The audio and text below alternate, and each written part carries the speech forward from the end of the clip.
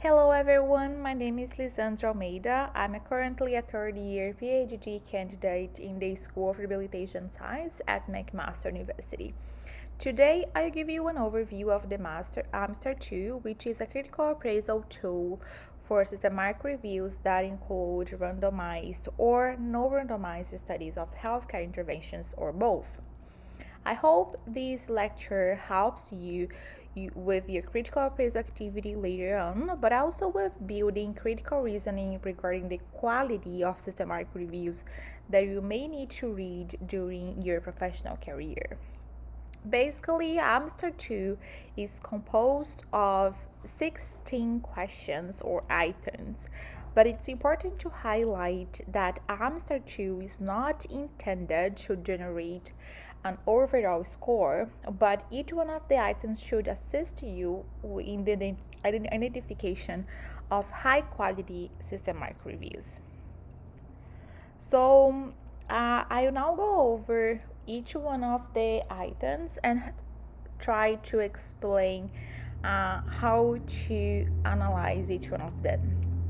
So the first question is, did the research question and inclusion criteria for the review include the components of PICO?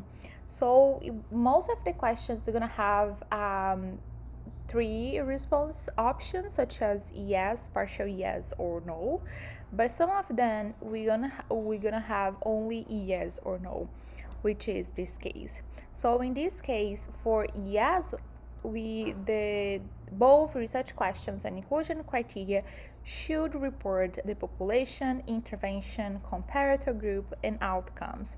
If any of this information is missing on these two sections, it should be no. The second question is, did the report of the review contain an explicit statement that review methods were established prior to the conduct of the review, and did the report justify any significant deviations from the protocol? So for this question, we have three response options: yes, partial yes, or no. If the review doesn't report any protocols, so it should be no, because to be able to answer to this question, we have to open the protocol and compare the information that is reported on the protocol to the information that is reported on the manuscript. So for partial yes, all these four items should be on the protocol, and for yes, in addition to these four, these two items should also be reported on the protocol. This last item here is the justification for any deviations from the protocol, and this information should be reported on the manuscript of the review. Okay, so if everything is very well reported, and it should be yes. The third question is, did the review authors explain their selection of the study designs for inclusion in the review? Most of the systematic reviews, they don't really explain the reason of the study design selection. So they will just state something like, we only include the randomized control trials, for example, but they don't really explain the reason for not choosing no randomized control trials, for example. So if they explain the reasons, so it should be yes, and if the reason is missing, it's no. The following question is, did the review authors use a comprehensive literature search strategy? And you have yes, partial yes, or no. So for partial yes, they need to search in at least two databases, provide keywords or search strategy, and justify publication restrictions such as language of publication or year of publication or a context or something like this. If in addition to that, if all these five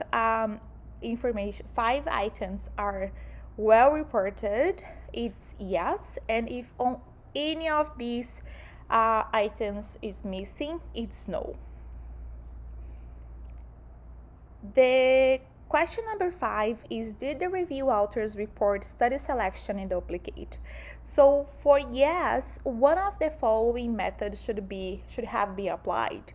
So basically, it's very common when two reviewers conduct the study selection in duplicate, and then they solve any disagreements by discussing with each other, between each other. But it's also common to have when they reach a good agreement, which is at least 80% of agreement between the study selection, they can split the remaining potential eligible papers, and one reviewer can finish the remaining study selection. So if they report any of these two methods, it's yes. If only one reviewer conduct the study selection, it's no. The following question is really similar to the previous one, but it's regarding the direct extraction. So if they did direct extraction in duplicate, or if they reach at least 80% of agreement, and then only after that one reviewer only do the direct extraction, it's yes.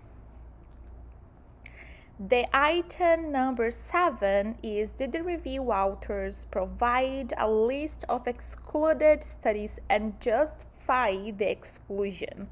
It's very common to only provide a list of excluded studies, but not justify the reason for excluding these studies. So for yes, both information should be there, and if they only justify for yes, both information should be there, and for partial yes, it's if only they provide the list but not the reason. And if they didn't give anything about that, it's no. The item number 8 is, did the review authors describe the included studies in adequate detail? So for partial yes, they need to describe the populations, interventions, comparators, outcomes, and research details and design. And for yes, they should include all this information, but also they need to provide further details of each one of these, and also the time frame for follow-up. And if any of these 5 items here is missing, it's no. The following question is, did the review authors use a satisfactory technique for assessing the risk of bias in individual studies that were included in the review? So as AMSTER 2 is now able to conduct a critical appraisal for systematic reviews that include both randomized and non-randomized studies, this question here has 2 portions. The first portion is regarding the RCTs, randomized control trials, and the second one is regarding non-randomized control trials. So if the systematic review that you are evaluating included both RCTs and non-RCTs, you should evaluate both of these portions. But if the review only included RCTs, for example, we don't need to evaluate these sections, and you just need to choose this option here. The same as the opposite in terms of non-randomized control trials. So for yes, they must have assessed allocation bias, lack of blinding of participants and assessors, and also all this information here. And for yes, in addition to these 2, they also need to evaluate allocation sequence and selection of reported results from among multiple measurements or analysis of the specific outcomes. And for non-randomized control trials, they need to report at least these two source of buyers here. But for yes, in addition to these two, they also need to have access methods, the methods used to explore the exposures and outcomes, but also selection of the reported results from among multiple measurements or analysis of the specific outcomes. The question number 10 is regarding whether the authors reported a source of funding for the studies included in the review. So this question, it's yes, even if the authors report that they looked for this information but they didn't find it. Okay, so if they report that it's the finding of for individual studies, or if any or all of the included studies that they didn't report any funding source, it is yes. But if they didn't mention anything about source of funding for the included studies, it's no. The following question is regarding the statistical analysis of the results. So if meta-analysis was performed, did the review authors use appropriate methods for statistical combination of results? So as we mentioned before, if the review only included RCTs, you should focus on this portion here. And if the review only included non-randomized control trials, this portion should be the focus of this question. But if the review included both RCTs and no RCTs, both portions should be analyzed. And for yes, in terms of the RCTs, the authors need to justify combining the data in meta-analysis, and they need also to report an appropriate weighted technique to combine study results and adjusted for heterogeneity if present, and also investigate the causes of any heterogeneity. And for non-randomized control trials, all these three items here should be very well described in the statistical analysis section. The question number 12 is regarding whether the review authors assess the potential impact of risk of bias in individual studies on the results of meta-analysis or other evidence synthesis. So we have two options for yes. If the review authors included only low risk of bias RCTs in the meta-analysis, it's automatically yes. But if they used any analysis, such as sensitivity analysis, comparing all the studies that were included in the meta-analysis to only those low risk of bias studies, it's also yes. The next question is very similar to the previous one, but it's regarding the discussion section. The previous question was on the results section, and the question number 13 is regarding the interpretation and discussion of the results. If they included only low risk of bias RCT, it's automatically yes again.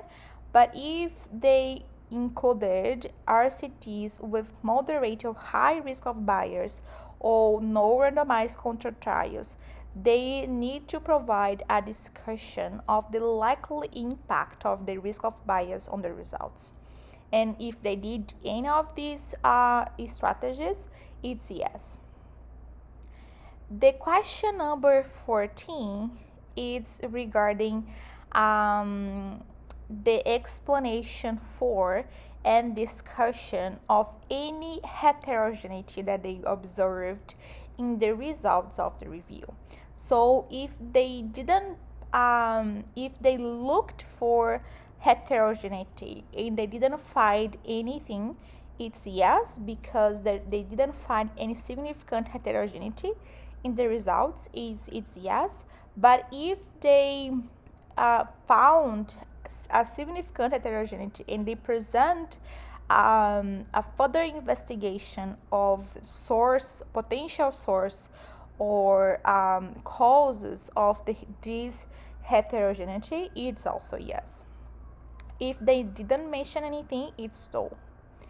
The question number 15 is regarding the quantitative synthesis of the review. So if they conducted an inadequate investigation of publication bias and they provide a discussion of its likely impact on the results of the review, it's also yes. So if they performed like graphical or statistical tests for publication bias and discussed the likelihood and magnitude of the impact of publication bias, it's yes. But if they didn't conduct this analysis, it's no, of course. And if they didn't conduct meta-analysis, it's this study option here. And last but not least, the authors of review authors should also report any potential sources or of conflict of interest, including any funding they received for conducting the review. So pay attention here that we had a very similar question before, but it was regarding the source of funding of the included studies.